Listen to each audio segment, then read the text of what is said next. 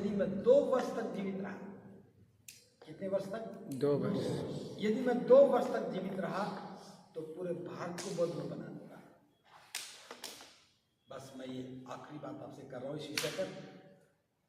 जिस काम को बाबा साहब ने 2 वर्ष में पूरा कर सकते थे, हमें 66 वर्ष मिले। बाबा साहब होते तो 2 वर्ष में पूरा कर देते, हमें पूरा विश्वास है, क्योंकि वो 51 दिन जिए थे दीक्षा के बाद, और 51 दिनों में लगभग 30 लाख लोग बौद्ध बने। उस समय तक कभी कोई नहीं बना था। वहां जाने के बाद कुछ नौजवान प्रेरित हुए और उन्होंने बच्चों को पढ़ाना शुरू किया। 7 महीने के प्रयास के बाद परीक्षाएं आई तो उन्होंने एक प्रोग्राम रखा, मेरे को बुला दिया। उस प्रोग्राम में मैं देखा था कि एक नौजवान बहुत ही सिपाही था, बहुत ज्यादा अच्छा काम कर रहा था। मेरे वहां बैठे बैठे ही उसको नजर दिखी। प्रोग्राम के बाद मैंने पूछा कि तुम क्या कर रहे हो? उसने कहा कि मैं दिल्ली में 2,500 रुपए की तनख्वाह में नौकरी कर रहा हूं किसी फैक्ट्री में। ये बात 1993 में की है। मैंने कहा नौकरी छोड़, पढ़ाई कर। वो 10वीं पास था। उसने कहा कि घर की मजबूरियां हैं। मैंने समझाया लेकिन समझ नहीं आया। उसके बाद मैं वहां से चला आया। मैं दोबारा उस मामले में कभी नहीं गया। उस लड़के का फोन आया कुछ दिनों के महीनों के बाद। मैंने पूछा कि क्या कर रहे हो? उसने कहा कि मैं नौकरी कर रहा हूं। बहुत छोटी नहीं नौकरी, भाई नौकरी छोड़ पढ़ाई कर। उसने फिर कोई बहाना बनाया। कुछ दिन के बाद फिर फोन आया, दूसरा फोन था। मैंने फिर यही पूछा, उसका यही जवाब था। फिर तीसरी बार फोन आया, दिवाली का समय था। मैंने कहा कहाँ है? तो उसका दिल्ली में हूं। मैंने कहा तूने मेरी नौकरी नहीं छोड़ी क्या? साल में 2,500 रुपये में काम करेगा? 2.5 से 4 भी हो जाएंगे तो महंगा बराबर है। वो मेरी उसे आखिरी फोन पर मुलाकात थी और ये साल 1994 का। 1994 के बाद मैं परवल आ गया, ट्रांसफर हो गई। उसे संपर्क कर गया, ना उसने फोन किया ना मैंने फोन किया, क्योंकि उन दिनों हमारे पास फोन भी नहीं थे, लैंडलाइन फोन होते थे। मैंने भी कॉल नहीं किया। 2007 में या 8 में मेरे साथ 50 श्रावणी थे और हम हरियाणा में एक यात्रा लेके निकले। तो एक शहर में रविदास मंदिर में हमारा पड़ाव था। सारे श्रावणी घूम रहे थे, मैं बैठा था। एक नौजवान आया, कोट पैंट पहन रखा था, पैर छुई, मेरे को पहचाना?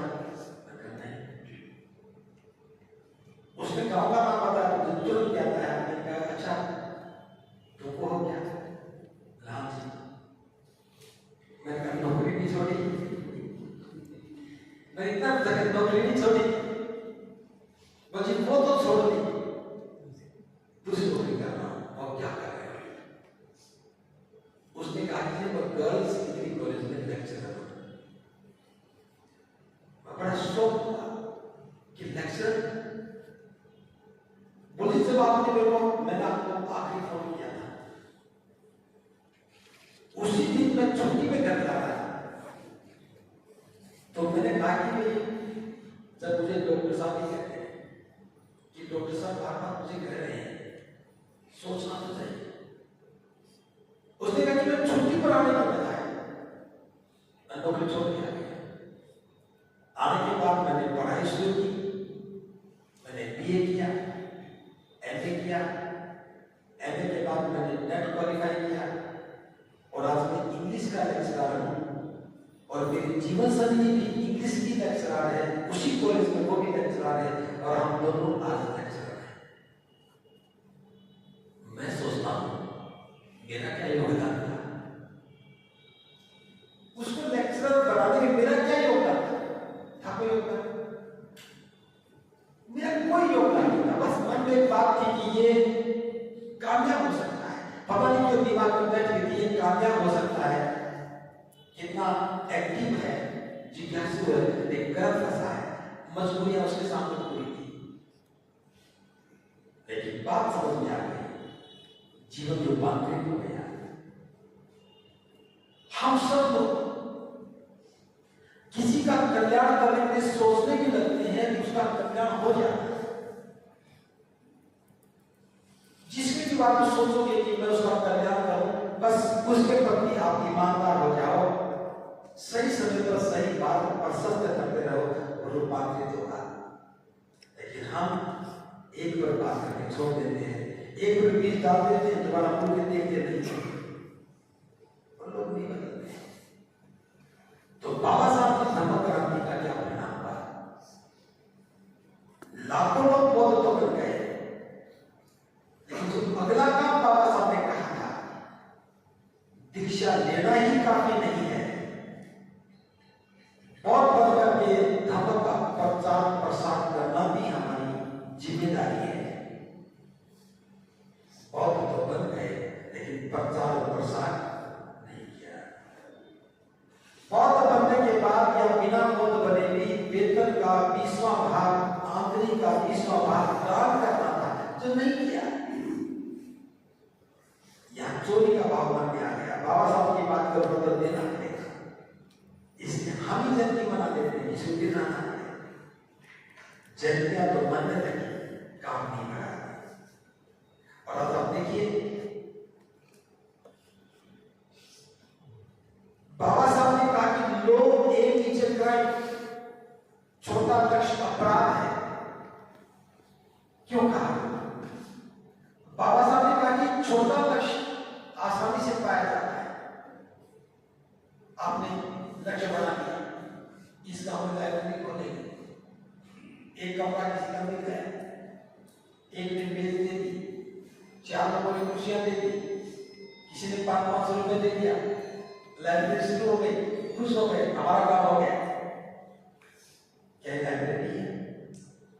तो बाबा साहब कहते हैं कि छोटा लक्ष्य आसानी से मिल जाता, पूरा हो जाता है और आप खुश हो जाते हैं। वो खुशी जो है हमें फिर एक छोटा लक्ष्य बनाने के लिए प्रेरित करती है। फिर हम छोटे लक्ष्य कर जाते हैं, वो कामयाब हो जाते हैं, फिर एक और छोटा लक्ष्य बनाते हैं, हमें देख करके दूसरे लोग भी छोटा लक्ष्य बनाते हैं और छोटे छोटे लक्ष्य जब बनने लगते हैं तो बड़ा लक्ष्य छूट जाता है। एक राष्ट्रव्यापी जो आंदोलन खड़ा होना चाहिए था, एक बड़ा उद्देश्य जो बनना चाहिए था, वो छूट जाता है और हम छोटे लक्ष्य में खुशी ढूंढने लग जाते हैं। मेरी पहचान हो गई, हमारा काम कामयाब हो गया, मैं वहां ट्यूशन पढ़ाता हूँ, 20 बच्चे पढ़ते हैं, मैंने वहां एक डिस्पेंसरी खोली, वहां 20 आदमी को रोज इलाज करना। ये लक्ष्य नहीं थे, ये काम नहीं थे। लक्ष्य था लोगों की गुलामी की जंजीरों को काटना, लक्ष्य था भारत को बदला बनाना, लक्ष्य था जीवन को श्रेष्ठ बनाना। लेकिन हम छोटे लक्ष्य बना करके अपराध कर रहे हैं। लोग एक ही जगह, सारे पढ़े लिखे लोग अपराधी हैं, छोटा लक्ष्य बना दिया, इसलिए आंदोलन नहीं करा। हर व्यक्ति पढ़ने के बाद नौकरी ढूंढने लगेगा। नौकरी का मकसद था वो समझ में नहीं आया। जिस काम को बाबा साहब ने करने के लिए मना किया, हम सारे वही काम कर रहे हैं। फिजूल खर्ची के लिए मना किया, हम साथियों में दिल खोल कर फिजूल खर्ची करते हैं।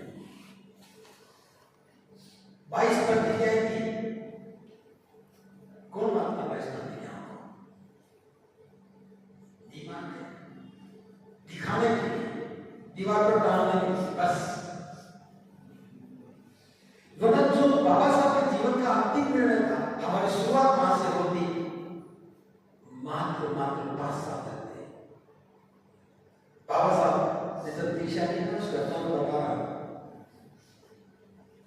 जब बाबा साहब ने दीक्षा ली तो भक्तों ने पूछा कि बाबा साहब आपको धर्म ही बदलना था, तो इस दूसरे के धर्म में क्यों है? बौद्ध धर्म की तो सारी शाखाएं छूट चुकी हैं, या बोधि वृक्ष की तो एक भी पत्ता हरा नहीं है, ऐसे दुखे सुखे धर्म में क्यों है?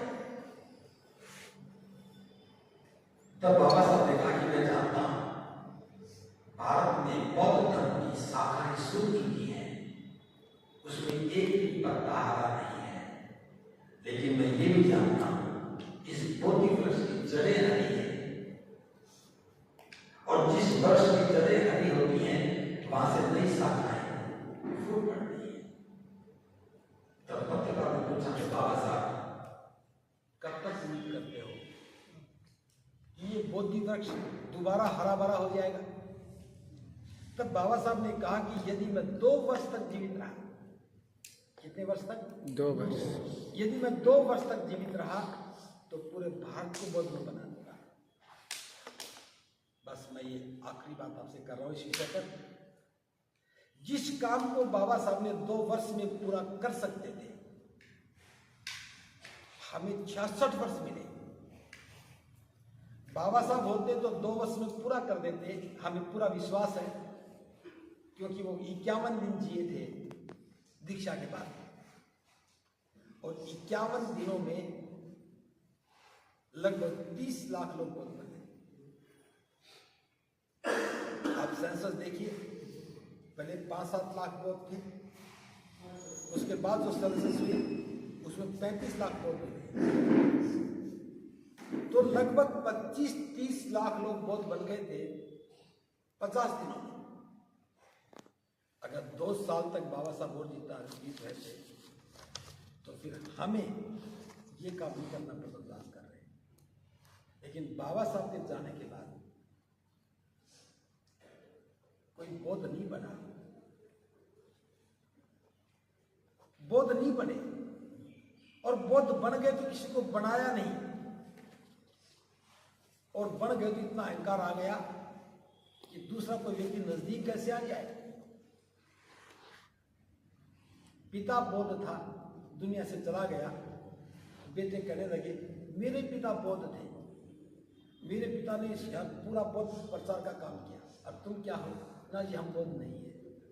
तो तुम्हारे पिता कुछ थे ही नहीं, तो तुम्हारे पिता कैसे हो गए? जब तुमने उनकी बात नहीं मानी तो तुम्हारे पिता कैसे हो गए? हाँ, बस इतना हो सकता है, उनके सोने के पंख उखाड़ उखाड़ कर खाने का काम करते रहे होंगे। यही है हमारी संतान का पिता के बीच का रिश्ता। प्रबुद्ध उपासक उपासिकाओं, हम लोगों को अब बड़ा काम करना है। हमें बड़े लक्ष्य के लिए काम करना